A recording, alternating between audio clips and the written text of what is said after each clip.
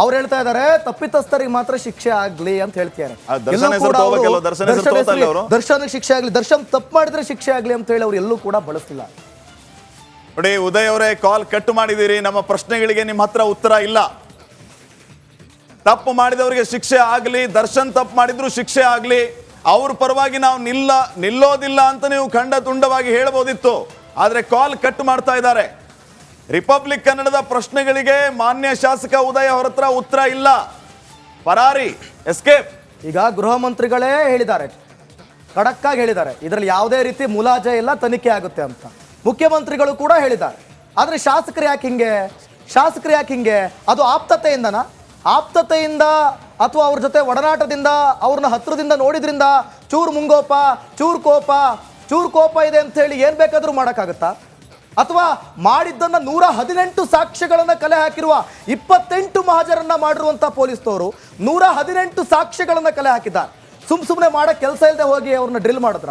ಹಾಗಾದ್ರೆ ಏನು ಮಾಡೇ ಇಲ್ಲ ಅಂತಂದ್ರೆ ಅದು ಹೇಗೆ ಸಾಧ್ಯ? ಹೋಗಿ ಅರೆಸ್ಟ್ ಮಾಡ್ಲಿಕ್ಕಾಗ್ಲಿ, ವಶಪಡಿಸಲಿಕ್ಕಾಗ್ಲಿ, ಅಥವಾ ವಿಚಾರಣೆ ಮಾಡ್ಲಿಕ್ಕಾಗ್ಲಿ, ಅದು ಯಾವ ರೀತಿಯಾಗಿ ಇವರು ಸಮರ್ಥನೆ ಮಾಡ್ಕೊಳ್ತಾರೆ? ಅದು 10 ದಿನ ಆದ್ಮೇಲೆ. ಓಕೆ, ನಮ್ಮ ಪ್ರತಿನಿಧಿಗಳು ಈಗ ಲೈವ್ ನಲ್ಲಿ ಜಾಯ್ನ್ ಆಗ್ತಾರೆ, ಮತ್ತಷ್ಟು ಮಾಹಿತಿಯನ್ನು ಕೊಡ್ತಾರೆ.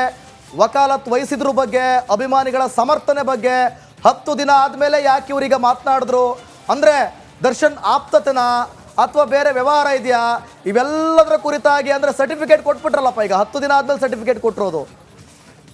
ಈಗ ಮತ್ತಷ್ಟು ಮಾಹಿತಿಯನ್ನು ಕೊಡ್ತಾರೆ. ಲೈವ್ ನಲ್ಲಿದ್ದಾರೆ ನಮ್ಮ ಪ್ರತಿನಿಧಿ ನಾಗೇಂದ್ರ ಬಾಬು ಇದ್ದಾರೆ, ಸುನಿಲ್ ಇದ್ದಾರೆ, ಜೊತೆಗೆ ನಾಗರಾಜ್ ಇದ್ದಾರೆ ನಮ್ಮ ಪ್ರತಿನಿಧಿ. ಮೊದಲಿಗೆ ನಾನು ನಾಗೇಂದ್ರ ಬಾಬು ಹತ್ರ ಹೋಗ್ತೀನಿ. ನಾಗೇಂದ್ರ ಬಾಬು, ವಕಾಲತ್ ವಹಿಸಿದ್ರ ಬಗ್ಗೆ ನೀವೇನು ಹೇಳ್ತೀರಿ? ಮತ್ತಷ್ಟು ಮಾಹಿತಿ ನಡಿ, ಈಗ ಶುರು ಮಾಡೋಣ.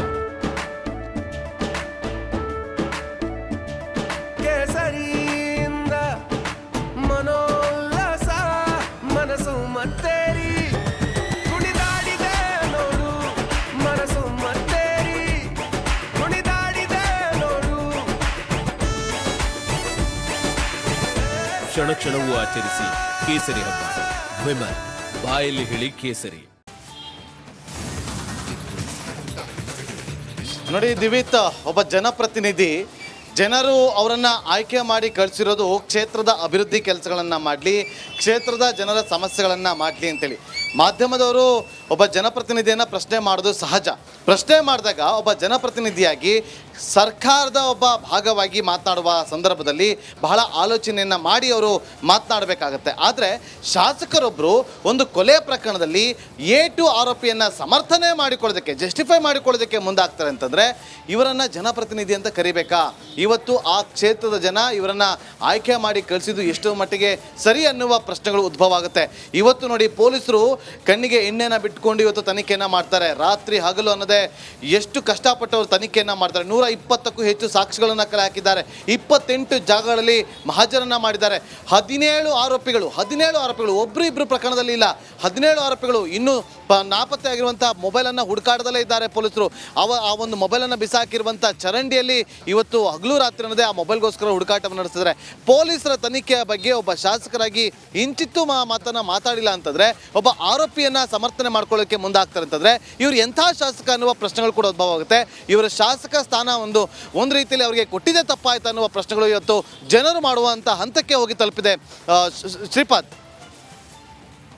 ಫೈನ್. ನಾಗೇಂದ್ರ ಬಾಬು ಸಂಪರ್ಕದಲ್ಲೇ ಇರಿ. ಈಗ ಸುನಿಲ್ ಧರ್ಮಸ್ಥಳ ಕೂಡ ಜಾಯ್ನ್ ಆಗಿದ್ದಾರೆ ಲೈವ್ ಅಲ್ಲಿ. ಸುನಿಲ್, ಗಮನಿಸ್ತಾ ಇದ್ದೀವಿ ಈಗ ಮಾಧ್ಯಮಗಳ ಕೆಲಸವನ್ನ ಮಾಡ್ತಾ ಇವೆ. ನಾವು ಯಾರಿಗೂ ಸರ್ಟಿಫಿಕೇಟ್ ಕೊಡ್ತಾ ಇಲ್ಲ, ಒಳ್ಳೆಯವರು ಕೆಟ್ಟವರು, ಫ್ಯಾಕ್ಟ್ ಅನ್ನ ಜನರ ಮುಂದೆ ಇಡ್ತಾ ಇದ್ದೀವಿ. ಆದ್ರೆ ಕೊಲೆ ಕೇಸನ್ನ ಎದುರಿಸ್ತಾ ಇರೋ ಆರೋಪಿಗಳ ಪರವಾಗಿ ಮಾತಾಡೋರು ಇದಾರಲ್ಲ, ಇವರ ವಿರುದ್ಧ ಕೇಸ್ ಹಾಕೋದಕ್ಕೆ ಏನಾದ್ರು ಸೆಕ್ಷನ್ ಇದೆಯಾ? ಇವ್ರು ಯಾಕೆ ಸರ್ಟಿಫಿಕೇಟ್ ಕೊಡ್ತಾರೆ?